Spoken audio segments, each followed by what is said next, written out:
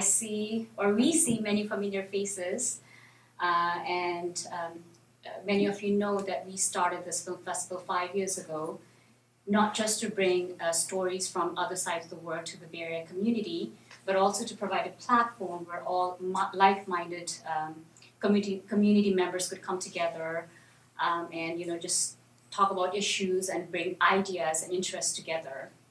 And we want to thank you all for being here. Many of you also know that we are a local Bay Area nonprofit organization who's been involved with many different communities in the Bay Area in the past. We've been around for 10 years. And when the earthquake happened in 2015, we were given the opportunity or the responsibility to extend our help to the affected communities in Nepal. And with all of your help and like the larger Bay Area family, we were able to raise over $250,000 US. We were able to mobilize that money in short-term and mid-term relief by providing tents, zinc roofs, like food supplies, emergency supplies. Some of our board members were also able to go to Nepal to just be on the ground and make sure the projects were happening. And fast forward now, we've been able to successfully build one school in a village called Kading. And as you saw in the video, we're now in almost towards the end of building a school in Makwanpur, and this is going to be our second school. And by far, this has been the most challenging project that we all have worked on, and that video, just very accurately depicts all the challenges that we've had to face working in this project. But regardless, we're glad that despite of all the challenges, we've reached to a stage where we can say now that we're going to build this school or finish building this school. There was a lot of learnings. It was a big learning opportunity for us, but also we were inspired by what we saw on the ground, and we're very grateful for the community partnership in the village itself. Besides this project, we've also had the opportunity to partner with an organization called Teach for Nepal.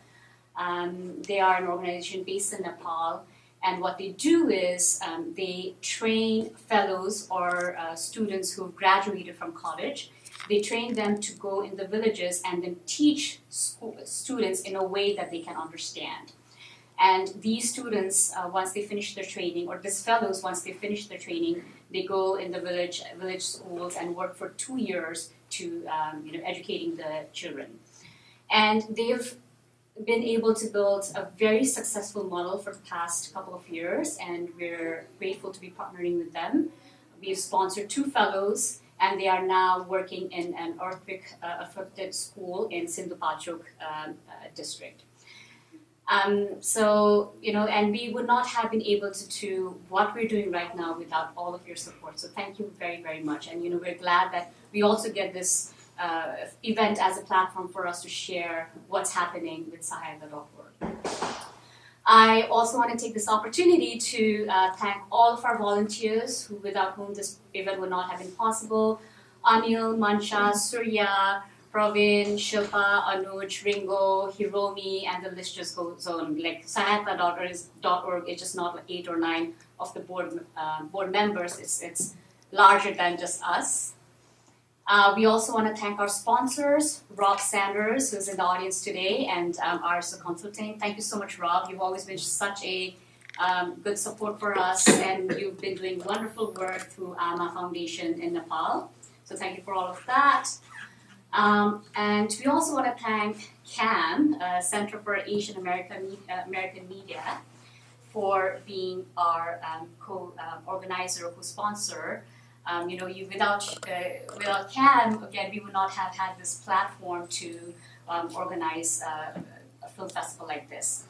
And today, I want to invite Mashashi he's the festival director for CAM. So if you could just come to the stage and just say a few words. Okay. Do you mind if I stand on Sure. the stage? Okay. Whoa, actually, what I'm doing. Okay. Now you know why we got you. All right, hi everyone. I want to welcome you all here on this beautiful Saturday night at the 9th Street Independent Film Center. My name is Masashi. I am the Festival and Exhibitions Director at CAM, the Center for Asian American Media. Just a raise of hands if anyone's heard of CAM or Center for Asian American Media. Okay, good. Oh, good. You're going to make my life a lot easier. I'll give you the condensed version. CAM has been around for 36 years. We are the nation's largest media arts organization that showcases and celebrates Asian American stories to the broadest audience possible.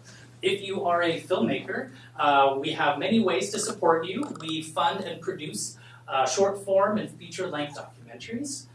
We also have filmmaker fellowships, and we have our festival, which is called CAMFest. And in 2018, we are actually moving our festival from March to May, so you're one of the first people to hear about this, to align with Asian Pacific American Heritage Month. So yeah, so it's going to be really fun. In the next few months, we will be announcing a lot about the program changes and the big move to May. So if you don't already, follow us on all the fun social networks, Facebook, Twitter, or go to our website, cammedia.org. While I'm talking about film festivals, I do want to thank the amazing board, staff, and volunteers who organize this really amazing event. Can we give them all such a big round of applause? Being here in 2017, putting together a film fest in the Bay Area is a lot of work. And it's very expensive to do. It takes a lot of passion and hard work. And not only are you competing with the beautiful weather, with other events happening here in the Bay Area, but as we all can imagine, all the ways we can consume media at home, through our mobile devices, our phones, our TVs, the fact that you are all here together as a community to celebrate these stories, and for you all to organize this. I just want to thank everyone in this room for making tonight happen. And that's all I have. I hope you all enjoy the program, and thank you again for giving me this platform. Thank you so much, Masashi. And last but not the least, we cannot finish our gratitude program without thanking Sapna Shakir, and she is here in the audience. Without Sapna, truly we would not have been here today. She has been our guide and mentor for the past 5 years. She used to be with CAM, and she also is very heavily involved with organizing Kathmandu International Mountain Film Festival. So thank you so much, Sapna, and thank you for coming here today. And I actually would like to invite you to stage to just say a few words to our audience tonight. Well, welcome everybody. I'm so excited to be here. I've been gone for a few years. I was living in Nepal. But I remember when the festival first started about 5 years ago.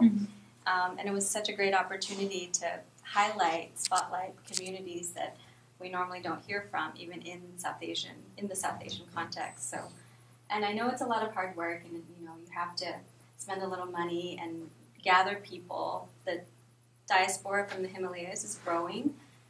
But we don't see a lot of ourselves represented in the media still. So this is a really lovely opportunity. Thank you guys for carrying this on.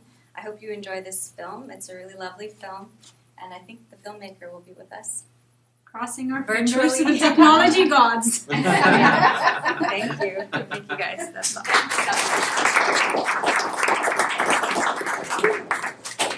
And lastly, and when I say lastly this time, I really mean lastly, is if you enjoy the food was from Red Chili. They're based in O'Farrell Street in San Francisco, so you can find them online too. And now, without further ado, I want to invite Nisha Thapa, my friend and partner in crime in organizing this event, to just to come and introduce the movie or tell us a little bit about the movie before we get started. Trying to separate, intersex versus the third gender. Do you have a sense of whether Nepal is, really working towards including same-sex and marriage, but also the rights to property for women, some of the other rights to adopt children as a third gender or, as a gay couple or a lesbian couple? I think having people like Bhumika in politics is really crucial to, making that happen, and she's been very active. She is actively in the Nepali Congress Party. Actually, she was nominated to be taking kind of a bigger role in a smaller party that is a sister party of the Nepali Congress Party. So I think that's the best way, and also educating people, people, meaning the public in Nepal, because a lot of people have no idea that this happened in this kind of window of the transitional phase in Nepal. And even people here in the community, I feel like, are not really aware, like, really, Nepal has gay rights, or had gay rights, or is involved in any sense. So I think a lot of it's also just, educating people about the whole process. Well, on that note, it seemed like it was really documenting the whole sort of process of getting to the point and how the gender were really trying to implement it and make sure that holding the government accountable for implementing what was passed as law. In filming this, I was curious, how did you find it ended rather suddenly, so it was hard to tell whether they were successful in getting, continuing the implementation of that. I saw one of them had the card, but is it an ongoing practice now? I know the Constitution is constantly being reworked. So it was very much in the process, and you saw one of the characters, Bishnu, who was the first person to acquire a third gender citizenship card. Now, Bhumika at that time still didn't have hers. Since then, she has a passport that has the third gender identification on it. So she is technically the first person in Nepal who traveled on a third gender passport. So it was very much a process and really documenting what was happening at the time. We didn't know if all of those things would still hold true once the Constitution was written. So, it was this transitional phase where Nepal was really going and exploring a lot of different things. I mean, again, that social impetus for change, I think, after being in 250 years of monarchy. Nepal was extremely oppressed. I mean, just in the 1950s, talking about education and the efforts that Nisha is doing in rebuilding a school, I mean, a very, very tiny percentage of people, and if you look at women, less than 5% of women were literate in Nepal in during the 1950s. So, there was a certain kind of oppression, I think, and maybe from the outside, a vision of, this very exotic land with, monarchs and everything is wonderful, but I think really looking at the greater population, that was a time when there was a lot of change, and it's still unfolding. There's still, a lot going on in Nepal. It's still in the process of change. Well, a follow-up question to that is, you filmed a lot of different characters in the film. It was nice to see some familiar faces like Rita Thapa and Sunil Pant and Badri. I was wondering, how did you get permission, or were any of them sort of there was filming inside the offices, during these discussions? Like, how difficult and challenging was it to access these discussions and communication? Pretty challenging. Basically, we were kicked out after a while, and the discussion started becoming more serious, and they started realizing that, hey, we may be saying things that we shouldn't be saying. So we were definitely asked to put the cameras away in the home ministry. What other situations? Well, on the streets of Tamil, for example, we spent about 1 week at night, and we started shooting probably around midnight and would stay until 4 a.m. So we'd go out there at about 10 p.m. and just start setting up and trying to figure out who's here tonight and who we can, talk to. And we actually got pushback both from the police, but also the sex working community. So the sex workers were afraid that we were going to jeopardize their whole setup there, right? So they were pretty upset at one point, like threatening to smash our cameras and, just telling us to get out of here, because there did seem to be somewhat of a divide between the Blue Diamond Society, who was being funded by foreign sources, and the actual people who were living there and trying to make a living without the support of BDS. Right, so there was that, and then of course the police as well. Eventually, they figured out that who are these people who are just out here filming every night, and we're not able to potentially do our job, so-called, as they were handling the situation, which was often with a lot of harassment and terror and bribes. Half American. Yes. Do you speak fluent Nepali so you could actually communicate with some of the third genders and get their permission and most importantly, win their trust to make this film and film them? Yes. When I'm in Nepal, I speak about 98% Nepali, and here I change between Nepali and English, obviously, within the Nepali community. But there, I speak Nepali. A lot of people are very shocked because they're like, "Wow, you speak like you're Nepali." And I'm like, "Actually, I am." So.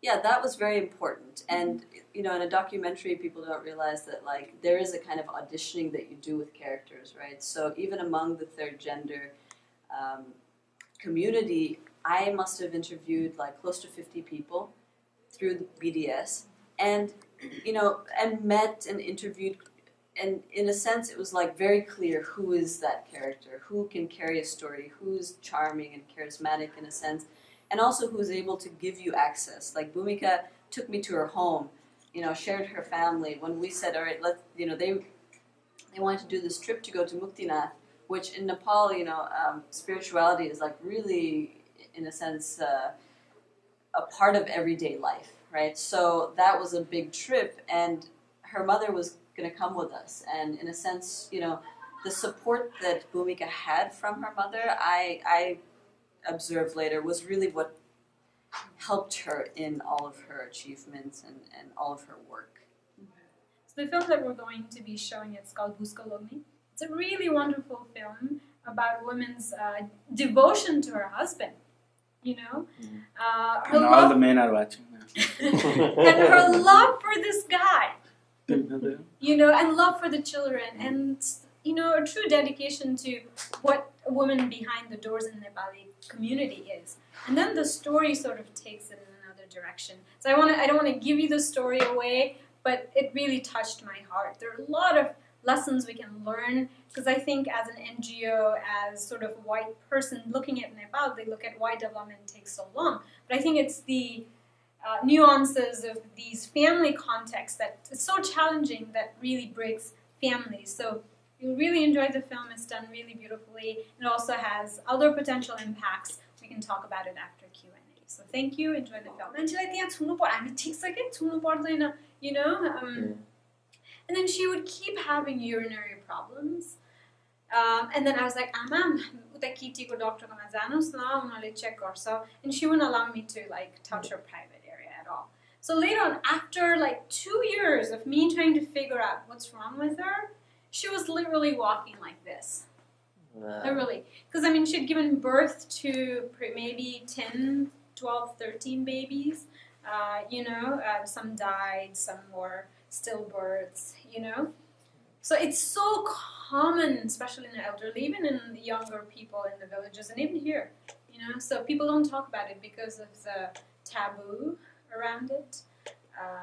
So it's just really common to see this, especially in a lot of refugee patients too. So, with all of you, and I was really inspired by this film.